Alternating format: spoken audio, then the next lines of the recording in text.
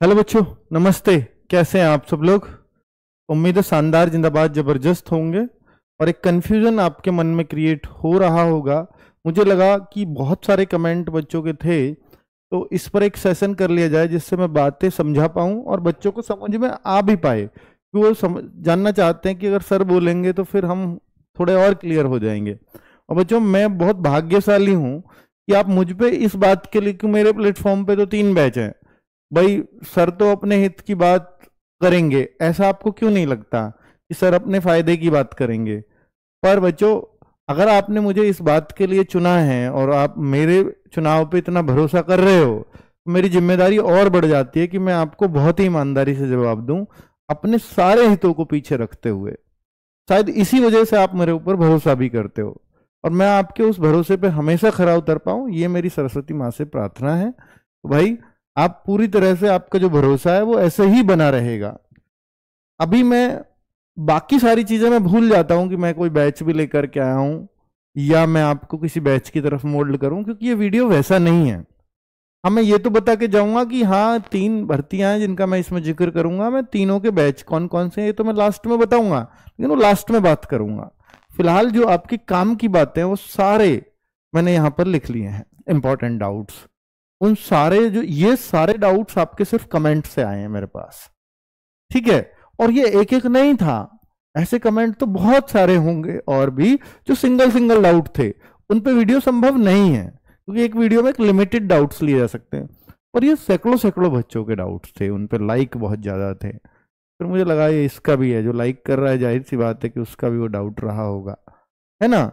चलो बच्चों, बात ये है कि आपका एक डाउट है कि सर 3 बैच एक साथ आए हैं। 3 क्या, एक से तो बच्चा दिल्ली पुलिस की बैच आया था, मैंने उस टाइम आपको गाइड किया था, तो दिल्ली पुलिस का बैच बच्चे एंटर हो गए थे। फिर एसएससी जीडी, और अभी आप देख रहे हैं यूपी पुलिस कांस्टेबल, और इधर यूपीएसआई। तो यूपीएसआई को भी मैं थोड़ा साइड कर देता हूं, उसके बारे में बाद में बात करूंगा। यूपी कांस्टेबल, एसएससी जीडी और दिल्ली पुलिस, इन तीनों में बच्चे बहुत कंफ्यूज हैं इन तीनों को लेकर के।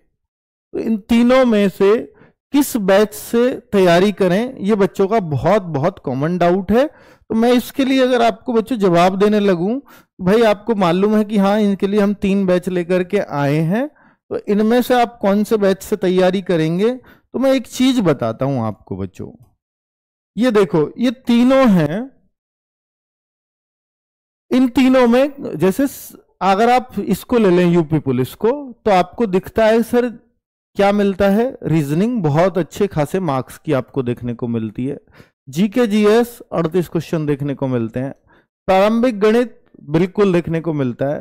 तो मैं आपको एक बात बताना चाहता हूं कि जो प्रारंभिक गणित यहां है, जो प्रारंभिक गणित यहां है दिल्ली पुलिस के अंदर, जो प्रारंभिक गणित एसएससी जीडी के अंदर है, ये तीनों के अंदर सेम ही चीज पढ़नी पड़ेगी। बिल्कुल भी इधर उधर पढ़ने की आवश्यकता नहीं है।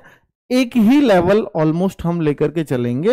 हाँ, मैं मानता हूं कि दिल्ली पुलिस में लेवल कभी कभी थोड़ा सा अप हो जाता है, पर ऐसा नहीं है कि हम यूपी पुलिस में उस अप लेवल को नहीं पढ़ के चलेंगे। यहां भी हमें हर टाइप का क्वेश्चन तो करके ही चलना पड़ेगा। जब हम मैथ्स को 4 महीने दे रहे हैं, तो जाहिर सी बात है कि यूपी पुलिस के लिए भी हम मैथ्स को छान के चलेंगे। एसएससी जीडी में भले ही आसान आए, लेकिन ऐसा तो नहीं है कि केवल हम आसान पढ़ेंगे। कुल मिलाकर के मैथ्स तो तीनों में एक जैसा ही रहना वाला है। तो मैथ्स की कोई टेंशन आपको नहीं है कि आपके पास कोई भी बैच हो इनमें से, तो आपका एक ही बैच वो सफिशियंट रहेगा। अब बात देखिए, मैं इन पर सब्जेक्ट वाइज बातें कर रहा हूं ताकि आपको और ज्यादा क्लैरिटी रहे।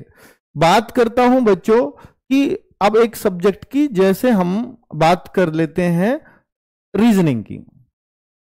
बच्चों, रीजनिंग यहां हो चाहे यहां हो चाहे यहां हो, तो चाहे अगर मैं इनकी बात करूं तो सबसे ज्यादा जो हम रीजनिंग पढ़ेंगे वो इसमें पढ़ेंगे यूपी पुलिस के अंदर। लेकिन रीजनिंग ऐसा सब्जेक्ट है जहां ना तो दिल्ली पुलिस में बच्चे को डर लगता है, ना एसएससी जीडी में, लेकिन वो यूपी पुलिस पे आके उसकी अटकती है सुई एक चीज पर, क्योंकि सर यहां पर ना रीजनिंग के साथ अभिरुचि भी है शामिल। हाँ, मैं मानता हूं इस बात को कि भाई यहां अगर आपने इन बैचों को ले रखा होगा तो आप अभिरुचि नहीं कवर कर पाएंगे। तो आपको, क्योंकि इन बैचेस में हम अभिरुचि नहीं डाल सकते, ये हमारी मजबूरी है, इस बात को आप समझते होंगे। तो अगर मैं डाल भी दूंगा ना, तो मेरी उस वीडियो को सब नहीं देखेंगे जिसमें ये बता रहा हूं कि जिनका ये एग्जाम है सिर्फ वही अभिरुचि पढ़ना। मैं डलवा भी दूं तो मेरे भाई कुछ बच्चों पे ये मैसेज चला जाएगा कि ये दिल्ली पुलिस में अभिरुचि क्यों डाल रहे हैं, क्या इनको ये बात भी नहीं पता कि अभिरुचि यहां नहीं आती, ये क्या सब्जेक्ट डाल दिया, क्या मुझे अब ये भी पढ़ना है। तो ऐसे सैकड़ों क्वेश्चन से हम परेशान हो जाएंगे। तो वहां हम उस बैच को डिस्टर्ब नहीं कर सकते, ये हमारी मजबूरी है, ठीक है।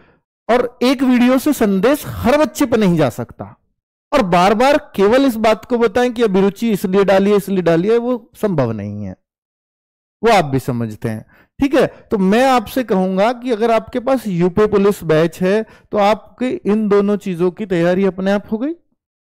अगर आपके पास एसएससी जीडी बैच है तो दिल्ली पुलिस और इसकी एसएससी जीडी की तो तैयारी हो गई। एक चीज इसमें बचे, या आपके पास दिल्ली पुलिस का बैच है तो भाई आपकी ये दोनों तो कवर है। बस एक बात बचेगी यहां पर कि सर अभिरुचि कहां से पढ़ेंगे फिर। तो अभिरुचि के लिए मैं आपको आश्वस्त करता हूं कि भाई देखो, अभिरुचि का कंटेंट मैं पीडीएफ के रूप में भी दे दूंगा आपको। वो पीडीएफ के रूप में एप्लीकेशन पे सबके लिए ओपन रहेगा। दूसरा, अभिरुचि के लिए मैं यूट्यूब पर क्लास प्रैक्टिस लगवा दूंगा, कि क्योंकि देखो बच्चों, मैं भी नहीं चाहता ना कि एक बच्चा यहां भी पैसे खर्च करे, यहां भी करे, यहां भी करे। मेरे लिए तो फायदा है, मेरे को तीन गुना दे रहा है बच्चा, पर मैं अगर बच्चे के नजरिए से सोचूंगा तो उस पर कितना जोर पड़ता होगा कि यार मुझे सिर्फ अभिरुचि पढ़ने के लिए इसके पैसे देने पड़ेंगे। तो वो मेरे को थोड़ा सा खटकता है, और मैं इसीलिए भी, अगर वो नहीं खटकता तो मैं ये वीडियो क्यों ही लाता, है ना। जो खरीद रहा है बढ़िया ही है, मैं नहीं लाऊंगा तो मुझे लगता है कि ज्यादा बच्चे खरीदते सारे बैचेज की तरफ। मैं इस वीडियो को इसलिए बनाने आया हूं ताकि मैं कम बच्चों से खरीदवा पाऊं। समझ में आ रही है ना बात, ठीक है। अब बात आ रही है कि जीके और जीएस कैसे करें। अभिरुचि का सॉल्यूशन मैंने दे दिया, ठीक है। अब मैं जीके जीएस की बात करता हूं। तो जीके जीएस आप दिल्ली पुलिस, और अगर आप यहां पढ़ते हैं एसएससी जीडी, तो मेरे भाई दिल्ली पुलिस के अंदर जो जीके जीएस है वो वेटेज बहुत ज्यादा रखती है, कि 50 नंबर की जीएस आती है। यहां का वेटेज समान ही है औरों की तरह, लेकिन यहां भी जीएस का अच्छा खासा 1/4 वेटेज होता है। तो सबसे ज्यादा important role play GK GS कहां कर रही होगी, दिल्ली पुलिस के अंदर। तो यहां हमें थोड़ा सा ज्यादा पढ़नी पड़ेगी। पर भाई एसएससी जीडी में भी ऐसा नहीं कर सकते केवल ये पढ़ाएं ये छोड़ दें। बस इसमें क्या है कि थोड़ी सी प्रैक्टिस हमें ज्यादा करनी पड़ेगी, हमें चीजें थोड़ी और गहराई से जाननी पड़ेंगी, पर पढ़ना यहां भी पड़ेगा। तो जीडी और दिल्ली पुलिस के जीएस में बहुत ज्यादा अंतर हम लोग नहीं करके चलेंगे। हाँ, ये बात जरूर है, इसमें 2, 4, 6 क्लासेस हर सब्जेक्ट की ज्यादा रहेंगी, क्योंकि यहां वेटेज बच्चे को ज्यादा दिखाई दे रहा है। यहां पे हम थोड़ा सा उसको कम करके चलेंगे। लेकिन जो यहां की जीएस है वो बिल्कुल अलग लेवल की होगी। यहां की जीएस इन दोनों पेपर को मैच नहीं करती। तो क्या सर अगर हम ये वाली जीएस पढ़ लें तो क्या इन दोनों का मैचअप हो जाएगा? हाँ, हो जाएगा। अगर यहां की जीएस पढ़ेंगे तो हमें हिस्ट्री भी पढ़नी है, ज्योग्राफी भी पढ़नी है, हमें पॉलिटी भी पढ़नी है, हमें साइंस भी पढ़नी है, और हमें स्टैटिक भी पढ़नी है। वही सब यहां काम आएगा। फिर यहां क्या एक्स्ट्रा है, यहां के कुछ स्पेशल टॉपिक है, जैसे यूपीजी के। जैसे आप देखेंगे कि आपके जीएस के अंदर कुछ अलग ही टॉपिक हैं, जैसे साइबर क्राइम से रिलेटेड हो गए, या और कुछ मानवाधिकार, जो आपके टॉपिक में ही शामिल है जीएस के में, जो बाकी जगह मतलब संभावनाएं ना के बराबर ही हैं उसमें से क्वेश्चन आने की, ठीक है। और यहां पक्का ही आएगा। तो यहां की जीएस थोड़ी सी अलग है, लेकिन अगर आपने ये बैच लिया है तो ये दोनों की जीएस ऑलमोस्ट कवर हो जाती है। लेकिन दिल्ली पुलिस में मैं मान के चलता हूं कि हम थोड़ा सा जीएस डिटेल में पढ़ते हैं, पर वो कवर अप हो जाएगा। मान लीजिए नवीन सर का 3 बजे का प्रैक्टिस सेट चले और आपने वो ले लिया, तो अगर आपने जीडी भी बैच लिया है तो आपका दिल्ली पुलिस जो थोड़ी सी कमी रहेगी वो वहां पूरी हो जाती है। ये एक फायदा होता है, ठीक है। अब देखिए, ये जो कंप्यूटर है ये दिल्ली पुलिस का स्पेशल कंप्यूटर है, ये केवल दिल्ली पुलिस बैच में ही मिल सकता है। तो अगर आपके पास दिल्ली पुलिस बैच है तो अब सर जीडी के लिए फिर मुझे अलग बैच लेने की जरूरत नहीं है, तो मैं कहूंगा नहीं है, बिल्कुल नहीं है। दिल्ली पुलिस रखी है, जीडी के लिए अलग बैच लेने की जरूरत नहीं है। सर हिंदी कैसे करूंगा फिर? तो हिंदी की या तो आप बुक ले लेना, अगर आप चाहते हो तो देखो बुक ले लेना, और साथ में हिंदी के प्रैक्टिस सेट चलेंगे नीरज सर के समय से, बहुत समय से शुरू कर देंगे हम। अगर वो भी कर ले तो आप हिंदी 18, 19, 20 इतना ही करोगे। जीडी की हिंदी में टेंशन ही नहीं है।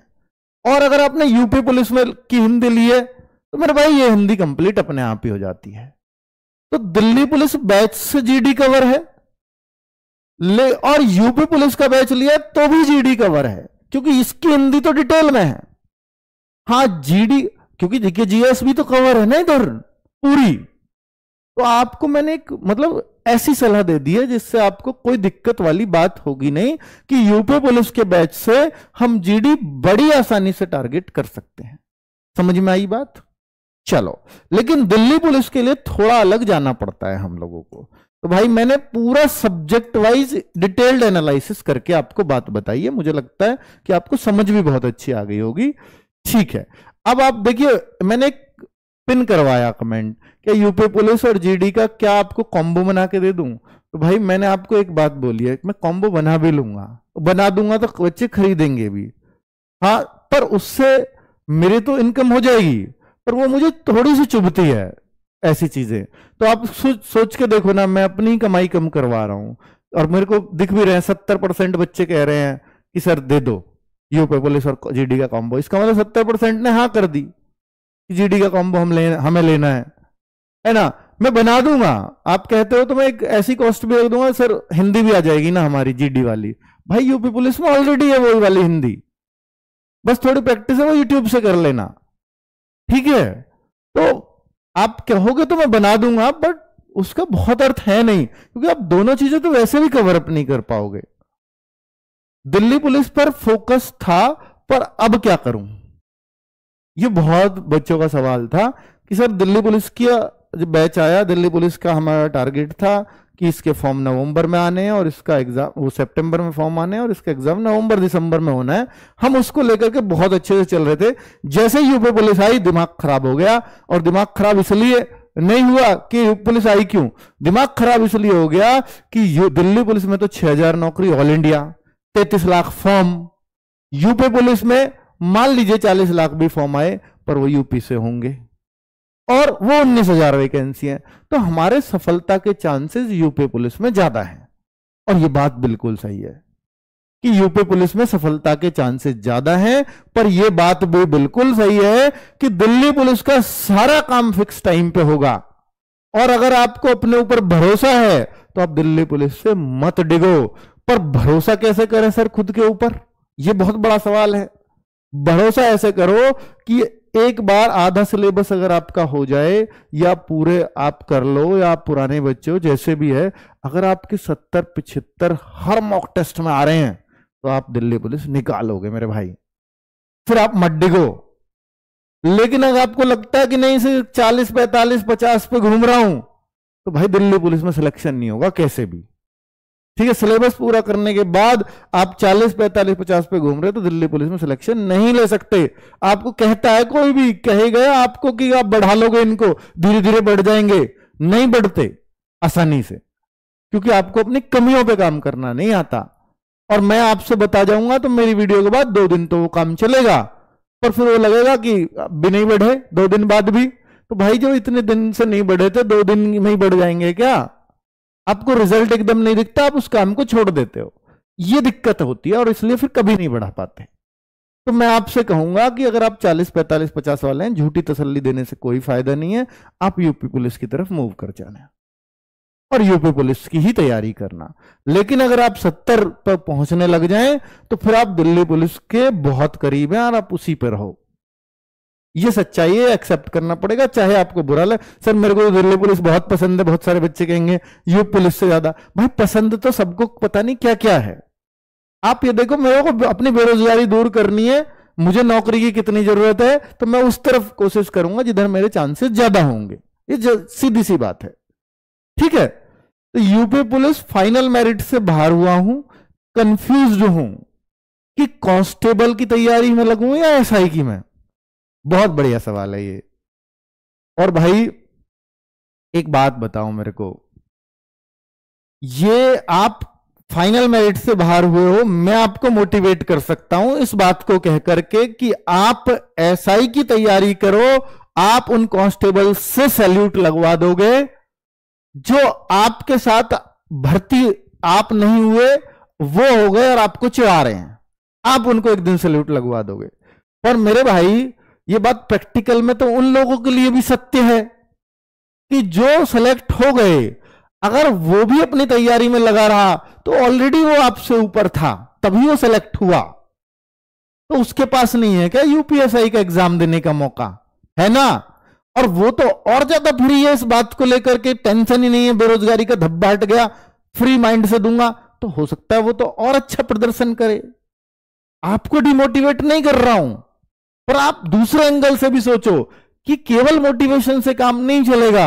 आपको यह भी देखना है कि भाई मेरा क्या एसआई पे लेवल भी है। क्रीम बच्चा जाएगा एसआई में, नो डाउट। 19,000 में जाना आसान है, 4,500 में जाना मुश्किल है। 19,000 को सिर्फ 12th पास देंगे, उसको ग्रेजुएट लोग भी देंगे, और जो सीजीएल में सेलेक्ट नहीं हो रहे वो भी देंगे, ये सच्चाई है। लेकिन कांस्टेबल में उनकी ओवरेज हो चुकी होगी, इसलिए वो नहीं दे पाएंगे। तो मेरे भाई एसआई में सिलेक्शन वाकई मुश्किल है। आप ऐसे बहुत सारे बच्चे होंगे जो फाइनल मेरिट से बाहर हुए हैं और एसआई निकालेंगे, पर आप उस बात से मोटिवेट मत हो। आप ये देखो, क्या आप डिजर्व करते थे सेलेक्ट होना? फाइनल मेरिट में इत्तेफाक से कुछ ऐसा हुआ, गड़बड़ हुई, इस वजह से मैं रह गया, वरना तो मैं तो डिजर्विंग था, संभावनाएं पूरी थी, क्योंकि मैं यहां मॉक टेस्ट में 230-40 हर बार लाता था। तो भाई आप ऐसा ही टारगेट करो, आप तो पक्का सेलेक्ट होगे। लेकिन आप खींचतान के यहां भी कभी कट ऑफ के आसपास आ पाते थे और वहां रह गए। तो भाई या तो रहते या होते किनारे पे मुश्किल से। तो किनारे वाला तो वहां भी रहेगा, अब भी रहेगा वो यूपीएसआई में, वो तैयारी, वो सेलेक्ट भी हो गया, वो तैयारी भी करेगा, तब भी रहेगा। आप भी किनारे वाले हो, उस जैसे ही हो। तो मेरे भाई आप जो है थोड़ा सा इस बात को देखना कि क्या मेरे पास, अगर मैं एसआई को टारगेट कर लूं, मैं एसआई को अगर टारगेट कर लूं तो क्या मेरा कांस्टेबल भी निकल जाएगा? मेरा कहने का मतलब आप टारगेट एसआई को ही करो, पर कांस्टेबल को भूलना कभी नहीं कि कम से कम मैं इसकी तैयारी करूंगा तो ये तो पक्का निकाल लूंगा।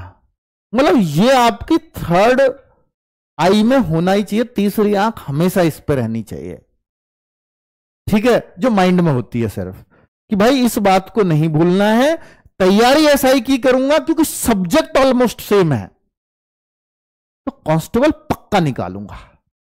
इस सोच से करो, एसआई की तैयारी करो, कोई दिक्कत नहीं है। क्या एसआई के बैच से कांस्टेबल हो जाएगा? 100% हो जाएगा। आपको कांस्टेबल का बैच ही नहीं लेना फिर, ये मैंने पिछली वीडियो में भी बताया है, ठीक है।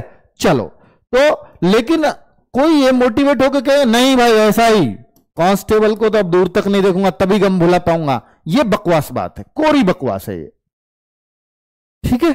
चलो, रेलवे ग्रुप डी वाले बच्चे अब किस पर फोकस करें? रेलवे ग्रुप डी वाले बच्चे, तो बच्चों देखिए, रेलवे ग्रुप डी के लिए मैं हमेशा मैंने एक बात कही है। पहली बात तो इस बार 32,000 वैकेंसी हैं, ऑल इंडिया लेवल की है, फिर उसमें भी जोन वाइज है। तो रेलवे ग्रुप डी में सिलेक्शन आसान होगा, कांस्टेबल में। अगर आपके पास मौका है कि कांस्टेबल में भी मैं पूरी तरह से एलिजिबल हूं और मेरी एज वेज सब फिट आ रही है, तो आपका सिलेक्शन आसान कांस्टेबल में ही होगा। नौकरी करने में मजा कांस्टेबल की ही आएगा, ग्रुप डी में उतना अच्छा नौकरी करना आपको नहीं लगेगा, ये मैं आपको एश्योर करता हूं। लेकिन रेलवे ग्रुप डी जैसे किसी की हाइट नहीं है, किसी के पास ऑप्शन ही नहीं है, तो बच्चों के लिए रेलवे ग्रुप डी ही है एकमात्र सहारा, ठीक है। तो अगर आप कांस्टेबल में एलिजिबल बैठते हैं तो आपके लिए कांस्टेबल ही बेस्ट। अब आपके सर मैंने तो ग्रुप डी के लिए इतने महीने लगा दिए, मैंने इतना महीना इतना साइंस पढ़ा, तो मैं कब कह रहा हूं इसका एग्जाम मत देना आप कांस्टेबल का भी देना, ऑप्शन तो लेके चलना पड़ेगा ना, पर फोकस कांस्टेबल होना चाहिए इन दोनों में, क्योंकि इससे आसान भी सिलेक्शन उसमें है और इससे बेहतरीन नौकरी भी है। ये बात जरूर है कि ये टाइम से इसकी प्रक्रिया पूरी होगी, वो स्टेट का प्रोसेस है थोड़ा स्लो चलेगा, पर उसके लिए 1 साल डेडलाइन आ गई है। तो मेरे भाई इसको भी मैंने आपको अच्छे से बता दिया। बार बार बैच लेने पड़ते हैं, इसके लिए कुछ सलाह दें कि क्या करें। बहुत सही बात है। मैं हमेशा एक बात कहता हूं कि भाई देखिए, बार बार बैच लेने से छुटकारा लेना है, सबसे अच्छा सबसे आसान तरीका, सबसे बेस्ट तरीका है कि सिलेक्शन ले लो, शायद आपको बार बार बैच ना लेना पड़े। फिर हालांकि सिलेक्शन लेने वाले भी बार बार बैच लेते हैं, जैसे अब यूपी कांस्टेबल में सिलेक्शन ले लिया, अब वो यूपीएसआई का ले रहे हैं। अगर अपनी पोस्ट को बढ़ाने के लिए ले रहे हैं तो उन पर कभी जोर नहीं पड़ेगा, वो हमेशा खुश होकर लेंगे। अब यूपीएसआई बन गए, फिर वो सीजीएल के बैच में आ रहे हैं, बिल्कुल कोई दिक्कत नहीं है। सीजीएल या यूपीएसआई में हो गया, पीसीएस बनना है, भाई वो खुश होकर पैसे देंगे। वो बैच लेना, बार बार बैच लेना अच्छी बात है, उसमें हम पे कभी जोर नहीं पड़ता। हमें लगता है बहुत अच्छी बात है, बच्चे को भला हो रहा है तभी वो चूज कर रहा है नेक्स्ट पोस्ट के लिए। पर एक बच्चा बार बार फेल होना पड़े, उसको प्रेशर से बार बार बैच लेना पड़े, ये हम भी नहीं चाहते। मैं हमेशा एक बात कहता हूं, अगर इस बात से छुटकारा पाना है तो आप एक चीज कर लो बस, मैथ, रीजनिंग, जीएस, हिंदी या इंग्लिश जो भी आपका सब्जेक्ट है, इन 3 से 4 चीजों को एक बार थोरोली पूरे बैच से पढ़ दो और सब्जेक्ट पे कमांड कर लो। आपको कभी कोई बैच लेने की आवश्यकता नहीं है, फिर सिर्फ मॉक टेस्ट और प्रैक्टिस सेट कर रहे हैं, आपका सिलेक्शन हो जाएगा। बहुत बच्चे आते हैं हमारे पास सेलेक्ट होकर के, जो सिर्फ ये बात कहते हैं कि सर मैंने बैच लिया था आपका 2022 में, सिलेक्शन हुआ है मेरा 2024 में, बैच तभी कंप्लीट किया था, लेकिन बाद में मैं प्रैक्टिस सेट और मॉक टेस्ट में लगा रहा, हो गया सिलेक्शन। बिल्कुल यही बात मैं एग्जैक्टली कह रहा हूं। पर यह नहीं है कि सर मेरा वो बैच भी कंप्लीट नहीं था, आपने कहा था एक ही बैच लेना है इसलिए मैंने एक ही लिया था, अब वो एप्लीकेशन से भी खत्म हो गया और मैंने पूरा भी नहीं किया था, अब मैं प्रैक्टिस सेट और मॉक टेस्ट में लग गया। यही सबसे ज्यादा बच्चा करता है और इसी वजह से सिलेक्ट नहीं होता। भाई एक बैच ढंग से करना पड़ेगा। मॉक टेस्ट आपको जब तक ये यकीन ना दिला दें कि आप सिलेक्शन के बहुत करीब हो, और हर एक बच्चे को मॉक टेस्ट सिलेक्शन का यकीन दिलाता है। कैसे दिलाता है कि अब एसएससी का पेपर है, मॉक टेस्ट दे रहे हो आप, एसएससी का पेपर है, आपके 140 आ रहे हैं, 145 आ रहे हैं, क्यों नहीं दिलाएगा सिलेक्शन का यकीन? दिल्ली पुलिस का पेपर है, आपके 100 में से मॉक टेस्ट में 75 नंबर आ रहे हैं, क्यों नहीं दिलाएगा भाई सिलेक्शन का यकीन? यूपी पुलिस का पेपर है, आपके मॉक टेस्ट में 220 230 हर बार स्कोर बैठता है, क्यों नहीं दिलाएगा सिलेक्शन का यकीन? फिर क्यों बैच लेने की जरूरत है अगर आप कैसे स्कोर आ रहे हैं तो? हाँ, आप दिल्ली पुलिस में अगर 45-50 घूम रहे हो, आप यूपी पुलिस में 150 पौने 200 नंबर आपके लगातार वहीं घूम रहे हैं, आपके एसएससी में 100 के आसपास ही आप घूम जाते हो, तो आपको तो जरूरत है, आपके सब्जेक्ट स्ट्रांग नहीं है, आपको एक बार तो करने पड़ेंगे। तो ये आपको मंथन करना है खुद। ठीक है, मैं कितनी भी बात कह लूं, पर यह बात सच है कि भाई इसमें कमियां सिर्फ आपकी होती है और आपके एंड से होती हैं, वो आपको सुधारने ही पड़ेंगे। ठीक है, चलिए, तो ये जो हमारे क्वेश्चन एयर था वो खत्म हो चुका है, सब पे मैं जवाब दे चुका हूं। ये भर्तियां आ रही हैं यूपी पुलिस के अंदर, अप्रैल लास्ट से फॉर्म शुरू होंगे। दिल्ली पुलिस की भर्ती आपको मालूम है कि दिल्ली पुलिस जो है वो 19 सितंबर से फॉर्म आएंगे, और जो हम बात कर लेते हैं इसकी जीडी की, तो हमारे इसके फॉर्म 11 नवंबर से शुरू होंगे इसी साल। एग्जाम कब होंगे? फिक्स कैलेंडर है, फिक्स डेट है, और इन्हीं डेट्स पे चलेगा। दिल्ली पुलिस की ट्रेनिंग मार्च अप्रैल में भेज देंगे आपको। और बताओ इससे बढ़िया, यानी इन दिनों में आपके तन पर वर्दी होगी अगली साल दिल्ली पुलिस की। अगर आप दिल्ली पुलिस के सिलेक्शन के करीब हैं तो भाई आपके मॉक टेस्ट में अंक मुझे चाहिए 75। ठीक है, हर मॉक टेस्ट में। यह आपको मालूम है कि यूपी पुलिस का जो बैच है, जो आपके जीडी के लिए भी सिलेक्शन का मतलब यकीन दिलाएगा, या मैं कहूंगा दिल्ली पुलिस के लिए बैच लेकर के आप जीडी का बैच लेने की बहुत आवश्यकता आपको फिर नहीं है। तो दीवानजी बैच ये आपका दोनों में काम कर जाएगा बहुत बढ़िया से, और ये 640 रुपए में आपको मिल जाएगा फिलहाल तो 799 से, लेकिन कब तक? ये आपको 9 तारीख तक ये इतने में मिलेगा, फिर इसकी फीस 800 रुपए वो आपको देनी पड़ेगी। ठीक है, क्लासेस 7 अप्रैल शुरू होंगी। ये हमारी पुरानी है, इनको प्लीज ना लें, इनको अगर लेंगे तो इन्हीं बुक्स से सिलेक्शंस लिए हैं बच्चों ने, पर मैं मना क्यों कर रहा हूं, क्योंकि ये इनमें जो अभी लेटेस्ट क्वेश्चन है, बहुत सारे फ्लिपकार्ट पे लोग इनको बेच रहे हैं, तो इन पे आपको ये क्वेश्चंस नहीं मिलेंगे जो पेपर कैंसिल हुआ और बाद में अभी पेपर हुआ था यूपी पुलिस का, जिससे 60,000 वैकेंसीज का री एग्जाम जो हुआ, तो उनके क्वेश्चंस इसमें नहीं है। बाकी तो सब पहले हैं, पहले तो सब हैं, उनके आधार पे बनाई गई थी, बेस्ट बुक्स भी थी और आप बच्चों ने सराही भी खूब थी। पर अभी इनको मैं लेने के लिए मना कर रहा हूं, क्योंकि इनके लिए हमारे पास अप्रैल लास्ट में इनके अपडेटेड वर्जन आ जाएंगे। जो कंटेंट चेंज करना है, कम करना है, ज्यादा करना है, वो हम अप्रैल एंड तक इन बुक्स को तैयार कर लेंगे और 10 मई को हर बुक अपने आधे प्राइस में मिलेगी, 10 मई की सेल में, तो आप तब इनको परचेज कर लेना, ठीक है? अभी मत करो। ये ऑफलाइन और जल्दी मिल जाएंगे आपको। ऑफलाइन और ऑनलाइन में फर्क ये है कि आप 10 तारीख को ऑर्डर करते हो, ऑनलाइन कई बार 15-20 मई तक पहुंचेगा, लेकिन ऑफलाइन में ये है कि अगर आप 5 तारीख को गए बाजार में, 5 को पैसे दिए, 5 को आपके हाथ में बुक होगी, पर वो थोड़ी सी महंगी पड़ती है। ऑनलाइन में हम सारा जो प्रॉफिट है सबका हटा देते हैं और सीधा बच्चे को दे देते हैं वो प्रॉफिट, इसलिए हम ऑनलाइन में वो कर पाते हैं। बस दुकानदार से थोड़ी सी महंगी मिलती है, पर साथ के साथ मिल जाती है। थोड़ा सा ही वो कमाने दो यार उसको, 10-20 रुपए अगर वो बुक पे ले रहा है तो फिर वो देने पड़ेंगे, वो भी इसलिए ही बैठा है। चलो, एसएससी जीडी ये कर्मा बैच है। अगर आप एसएससी जीडी का बैच लेते हैं तो मैंने आपको बता दिया है कि भाई इसके क्या पूरा लेक्चर दे ही चुका हूं, तो भाई ये भी इसकी क्लासेस 14 अप्रैल से स्टार्ट होंगी।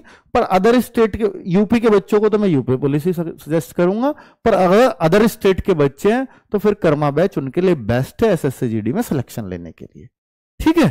चलिए, ये एसएससी जीडी की बुक्स है जो अप्रैल एंड तक ही तैयार होंगी और ये भी आपको 10 मई में ही ऑफर में मिलेंगी। और अगर आप अपने स्टेट से किसी भी स्टेट के हो, आप चाहे वहीं पर मिल जाएंगी।